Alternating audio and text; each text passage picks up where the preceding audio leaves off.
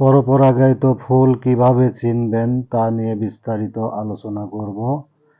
পরপরাগায়িত ফুল, স্ত্রী ফুল এবং পুরুষ ফুল আলাদা আলাদাভাবে গঠিত হয়, যা পরাগায়নের জন্য অন্যের সাহায্য নিতে হয়, যেমন মিষ্টি কুমড়া, লাউ, চিচিঙ্গা, ঝিঙ্গা ইত্যাদির ফুল হল পরপরাগায়িত ফুল। পরপরাগায়িত পুরুষ ফুল পুষ্পবৃন্ত, পুষ্পাক্ষ, বৃতি, দলমণ্ডল এবং পুংস্তবক দ্বারা গঠিত হয়। পুংস্তবক ফুলের পুরুষ অংশ।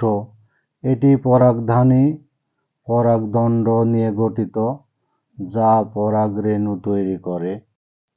পরপরাগী স্ত্রী ফুল পুষ্পবৃন্ত, পুষ্পাক্ষ, বৃতি, দলমণ্ডল, স্ত্রীস্তবক দ্বারা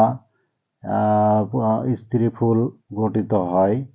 স্ত্রীস্তবক ফুলের মাঝখানের স্ত্রী অংশ।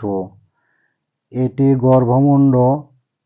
গর্ভদণ্ড এবং ওভারি অর্থাৎ গর্ভাশয় নিয়ে গঠিত হয়।